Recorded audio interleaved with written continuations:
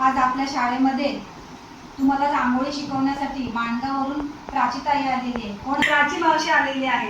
एक सर्वगुण संपन्न व्यक्तिमत्व कसं असावं तर ते हिच्याकडे बघून शिकावं. कविता करणं असू दे, कुणाचा इंटरव्ह्यू घेणं असू दे, नंतर आता रांगोळी शिकवणं असू दे, नंतर ते ब्युटी पार्लर छान करते, छान सर्व गुण संपन्न व्यक्तिमत्व काय असतं ते ह्या मावशीकडे बघून तुम्ही शिका. आता ते तुम्हाला रांगोळी शिकवणार आहे.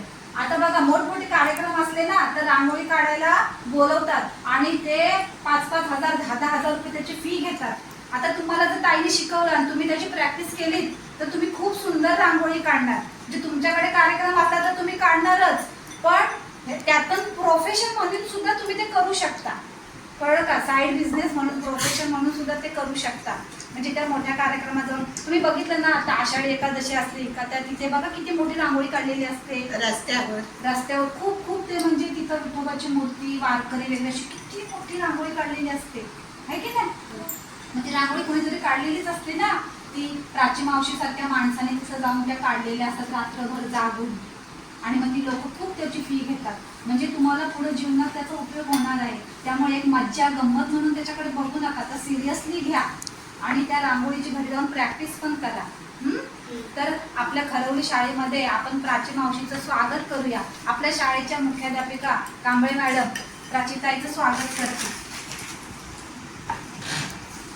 ताई तुम्हाला फ्री मध्ये रांगोळी शिकवणार आहे. तिला एक जरा सामाजिक कार्य करण्याची पण हौस आहे. ती इतकी बिझी असते आणि असं नाही की ती खूप श्रीमंत आहे की ती एवढा वेळ ह्याच्यासाठी काढू शकेल. तसं नाही, तेवढ्या वेळात वेळ काढून ती तुम्हाला फ्री मध्ये शिकवायला आली. तुम्ही जर माणगावला गेला तर त्याचे 500 ते 1000 रुपये देऊन तुम्हाला रांगोळी शिकायचं आहे, बरोबर? पण ताई तुम्हाला फ्री मध्ये शिकवणार आहे की नाही. आणि फुकटचे मिळते त्याची किंमत नसते, पण तुम्ही तसं नका करू. तुम्हाला फुकट मिळतंय तर त्याची किंमत नाही असं नका करू. तर तुम्ही ते मनापासून प्रयत्न करून शिका. कारण तुम्ही हातात रांगोळी घेतली तर लगेच तुम्हाला तो आकार येणार नाहीये, पण प्रॅक्टिसने येईल. Practice make man perfect. सरावाने सगळं साध्य होतं, बरोबर आहे? मला येत असं सोडून देऊ नका. जिद्दीने घरी जाऊन त्याचा सराव करा. हा,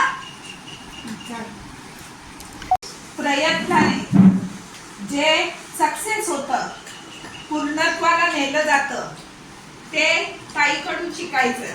कारण ताई बघा, तुम्हाला सांगते, ताई इतकी म्हणजे बिझी असताना सुद्धा, मी मागाशी सुद्धा तुम्हाला बोलली की ताई गायन, पेटी वादन वगैरे, अँकरिंग माहित आहे तुम्हाला? जेव्हा एखादा कार्यक्रम असतो तेव्हा सूत्रसंचालन, अँकरिंग म्हणजे काय, सूत्रसंचालन, ते सुद्धा ताई करते.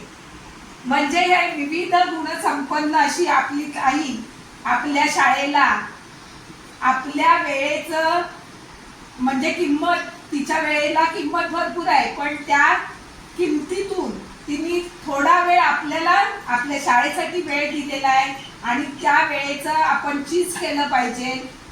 तू जो वारसा त्यांना देणार आहेस रांगोळी काढण्याचा, तो ते सर्व पुढे नेतीलच. आपल्याकडे जिद्द असते, जिद्दीला मोल नसतं. जिद्द असली तर आपण कठीणातला कठीण प्रसंग सुद्धा आपण